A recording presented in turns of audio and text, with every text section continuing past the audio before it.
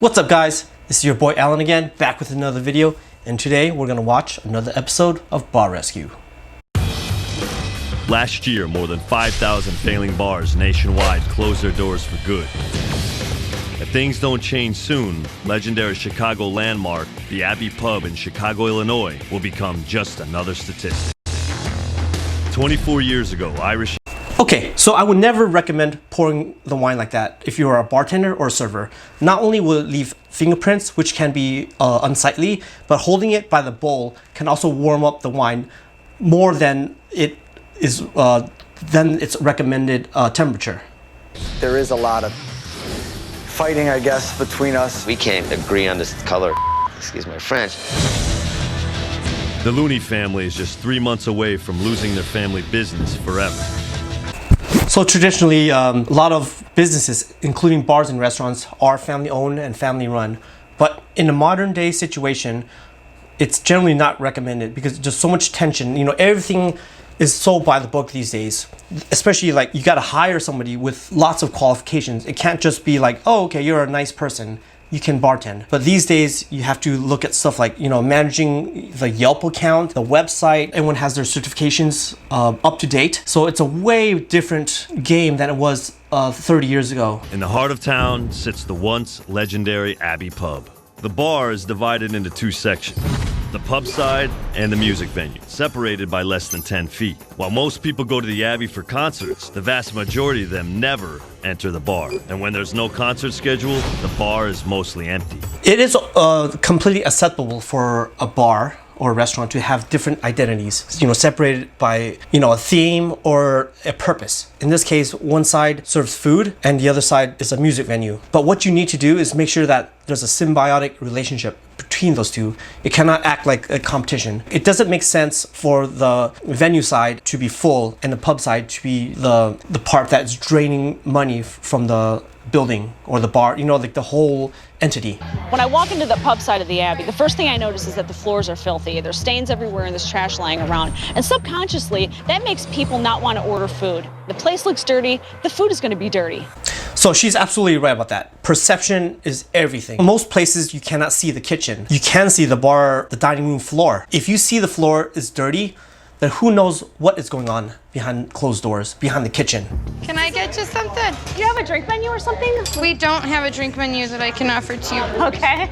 I noticed that there weren't any drink menus. I asked the bartender and she said that there wasn't any. Having a menu promotes customers to buy the most expensive drinks in the place. Otherwise, they're just ordering a cheap beer or an easy cocktail. So I wouldn't say that the purpose of a menu is to promote sales of more premium priced products. I would say that having a cocktail menu would help expedite the process of the bar, especially because it is shared with a venue space. There might be guests who are dining at the pub side, but there might be guests, you know, they have to go to the show next door in 5 minutes. And, you know, the most popular Irish whiskey cocktail is probably the Irish coffee. And a lot of Irish pubs are not capable of making that in a high volume. So if you have a cocktail menu, you know, it could be as simple as a beer and shot menu, or just, you know, a simple Irish whiskey and ginger ale. Just offer it so the guests know what they want, so they can move on to the show, and it will make the bartender's life better, and it will make the guest experience a lot better. A little strong. This bartender is totally overpouring. And when a bartender overpours, exponentially, they're losing big money every night. And over a year, that adds up to thousands and thousands of dollars. I have no doubt that that's one of the biggest problems here at the Abbey Pub. What's that? So one thing I would say about hot drinks, especially Irish coffees, is that heat will increase the perception of alcohol just because of the vapors. So I don't know what recipe they're using, but whenever you're dealing with hot drinks, you do have to take into account that because of the hotter temperature, it will increase the perception of alcohol that's in a drink. While I'm sitting at the bar, I notice Tom Jr., the general manager, sits down with a plate of food. A general manager shouldn't be sitting there having dinner like he's a customer. He should be managing, making sure his bartenders aren't overpouring, greeting customers, not sitting down having dinner, taking one of the best seats in the house. So that is completely unacceptable, especially if you're on the clock. You should not, like, how are you going to take someone seriously if that person looks like just another guest. I go next door to see the girl who's performing, and she's actually really good. There's a completely different crowd in there. The place is packed tonight. They're losing big money by not getting the customers from the venue side to come in to have dinner before concerts on the pub side. It makes the pub a total waste of space. So I've worked in places right next to venues, and yes, you don't want to take advantage of that crowd. And the fact that this is actually the same owners, they're not even taking advantage of this. It's like a horrible business plan. They should consider having a menu just for that crowd that's going to go to the venue. You know, something quick, you know, the easy bite. They can have a meal, a quick, you know, a beer or a wine or a cocktail, and they can move forward to the venue. The venue and the pub side needs to have a cohesive plan on how to work together so that it'll be a win-win situation for all the owners. What do you think's wrong with this place? In the short term, it's got to be the staff. It's trying to rope in the staff. Oh my God. You cannot hold any of the staff accountable at all. It's from the top. That's correct. You can never blame your staff. Well, first of all, he's the GM. You hired the staff. You're training the staff. You're making sure the staff is up to code on certain things. And the other brother is absolutely right. It starts at the top. Like, if it was the staff's problem, then why are they still working for you? Of whiskey, Peter tours the bar to see what other improvements are needed. What's that clean glass? Your sinks, no hygiene at all. Why have this? This is for convenience. In the center of the bar, there is a soda cooler. It makes no sense at all. Someone's coming through, they might be looking this way, bump, hit the door. Yeah. You know, possible accident. So this definitely has to go. Efficiency. So that's kind of funny. Yeah, not only is it unsightly, but it's also a workplace hazard. How much liquor do you put in a scotch and soda? An ounce. How much do you put in a scotch and soda? I was told ounce and a half. How much do you put in a scotch and soda? 3 shots. One of the bartenders was serving 3 ounces when it should be only 1 ounce serve. That shows me the drink is walking out the door because they're overpouring. Now, So yeah, that's completely unacceptable. None of the bartenders are even agreeing what the standard pour is. This is like an accountant's nightmare. Like, how do you know if you're making money or losing money? So what is this right here? This is the main action fridge. Okay, so the problem that I see right off the bat is it tells me that it's out of order. It's telling me that I'm at 40 degrees. Okay, so I'm just gonna scan directly into the box. So the back of my box is reading 51 degrees. If the Board of Health walked in here right now, they'd shut you down. That's insane. They know that it's not working. They put a sign that says it's out of order, but they're putting food inside. Dude, 51 degrees. Not only is it not cold enough, that is like the ideal situation for bacteria to thrive. Right through, and that's what's in between my counters. So this is the stuff that's gonna kill somebody. Every time a waitress comes in and stands here to wait for her food and puts her hand on there and then reaches up and grabs a plate, these are the things that we have to look out for. These are the last stages before a restaurant just dies. I can't be back to working here 50 hours a week or whatever. I can't do it. And unfortunately, he's my brother. I love the man. But it wasn't fair. A guy that has not been in the business now to run a whole place like this, it wasn't fair on him. I would say he's not ready to run this place.